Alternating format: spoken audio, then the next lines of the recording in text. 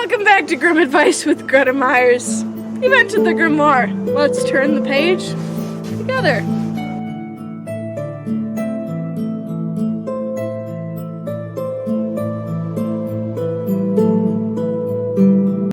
Okay, this is one of the weird ones. I'm not gonna lie.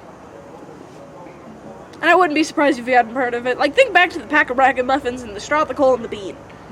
Kind of weird. Because it's called The Mouse, the Bird, and the Sausage.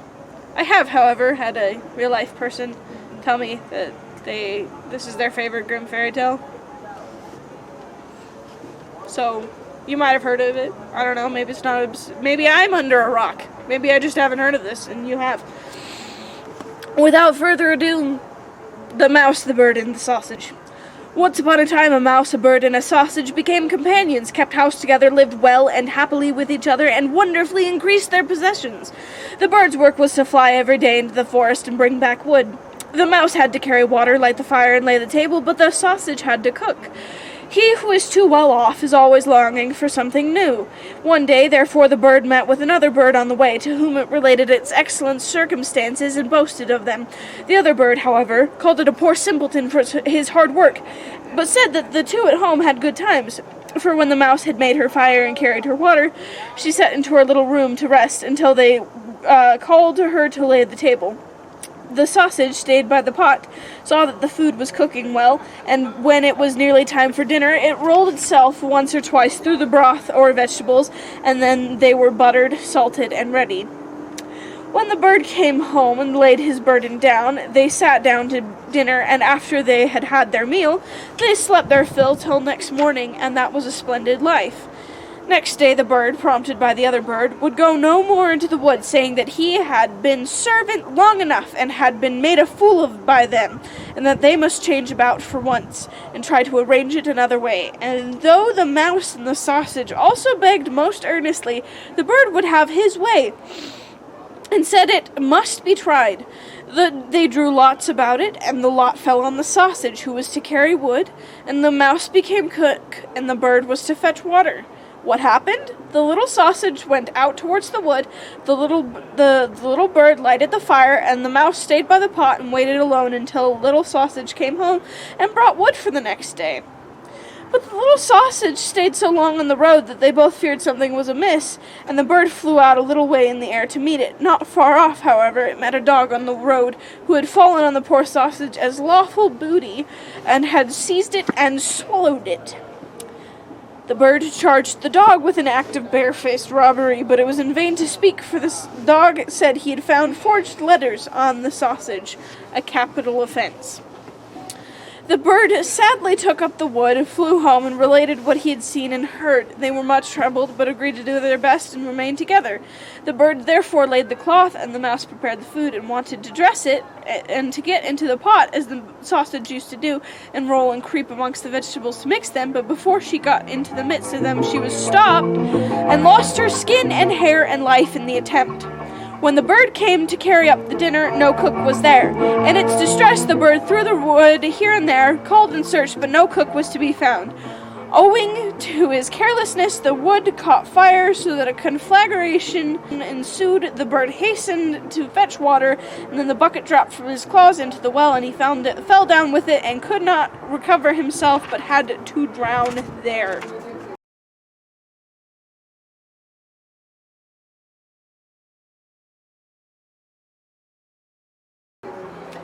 Again, weird. Like, really weird. I don't know what it was, like having a bean that can talk. And, like, sometimes animals talk and sometimes don't. And sometimes anthropomorphic objects, like food, talks. And sometimes it doesn't. It's just, kind of whatever the Grimm brothers were feeling. I think my message from this one, what I'm getting out of it, is that if you got a good thing going, be careful how you change it. Because I recognize that you need variety, you need change in your life, that's normal. But sometimes things just don't work, and sometimes you would have to like hold, like the mouse would have to learn the sausages part way before the sausage, like, and honestly, that's like, seriously, if you have a good thing going, you don't necessarily, like, yes, you need to learn how to do new things, but the point is to learn how to do new things, not to throw yourself headfirst into the new thing, or that kind of thing. Also, some people, I like how it points out some people are really good at certain things and really not good at other things. That's like in life. Does that mean that you can't go out and do something you're not really gifted at, or you feel you're not made to be doing? No, if you really like something, go for it. However, there are some things that are really hard for people to do, and so you need to recognize it's going to take more work than for some people might.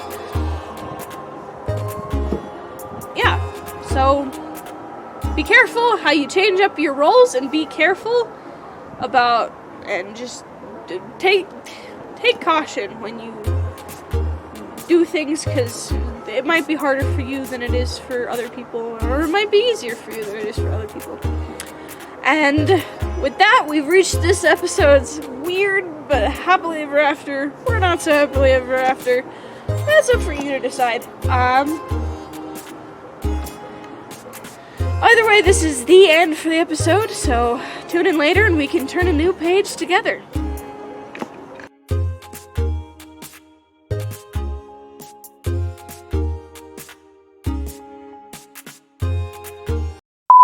And try to arrange it in another way. And though the mouse and the sausage also begged most earnestly, the bird would have his way, and said it must be tried. They drew lots about it, and the lot.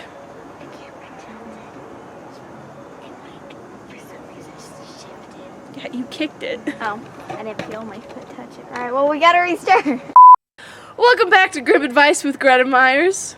You've entered the grimoire. Thanks for turning the page. Nope, that's not my intro. We need to do a blooper